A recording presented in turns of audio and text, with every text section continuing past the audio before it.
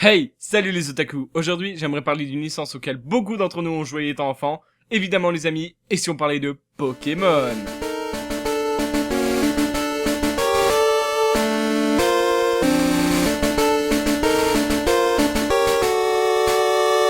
Avant toute chose, il faut savoir que le premier nom de Pokémon était Capsule Monsters, une idée de Satoshi Tajiri lorsqu'il était jeune. Satoshi était lors de son enfance un collectionneur d'insectes, lui prit le nom de Dr Bug qui se traduit par Docteur Insecte. La légende voudrait qu'en voyant un insecte sur le câble reliant les deux Game Boys, Satoshi eut l'idée de monstre à capturer. Pour ceux qui ne s'y connaissent pas trop avec ce jeu vidéo, tous les jeux Pokémon ont le même schéma narratif.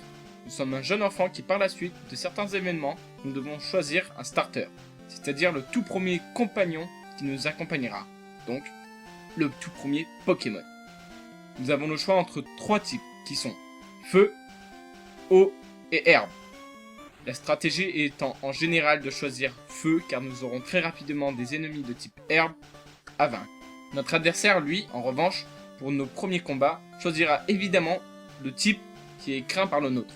Donc, si tu prends un type feu, il prendra un type herbe. Si tu choisis un type eau, il prendra un type feu. Mais si tu choisis un type herbe, eh ben, il prendra tout simplement un type eau. Et si on parlait des personnages? À l'heure actuelle, il n'y a qu'un seul personnage jouable dans une version précédente ayant fait une réapparition en tant que PNJ. Il s'agit de Red, qui est présent dans Pokémon Or, Argent et Cristal et Pokémon Or, Air Gold et Argent Soul Silver, où il est le dresseur le plus puissant à affronter du jeu. Il peut également être affronté au Pokémon War Tournament dans Pokémon Noir et Blanc 2. Depuis Pokémon Ruby, Saphir et Emerald, le personnage n'ayant pas été choisi apparaît la plupart du temps dans l'histoire du jeu en tant que rival ou pseudo-rival. Même si elles ne sont apparues que plus tard, on compte désormais plus de filles que de garçons disponibles en tant que personnages jouables. Le remplacement de Christy par Célesta dans le remake a en effet causé cette supériorité numérique.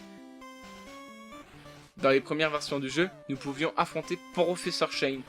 Et oui, il disposait de 5 Pokémon, mais depuis, pour une raison encore inconnue, cela a été supprimé. Et voilà, c'est tout pour cet épisode, j'espère que ça vous aura plu. Le prochain épisode parlera d'un petit personnage vert, je ne vous en dis pas plus. Je vous invite donc à venir vous abonner à notre chaîne juste en cliquant ici.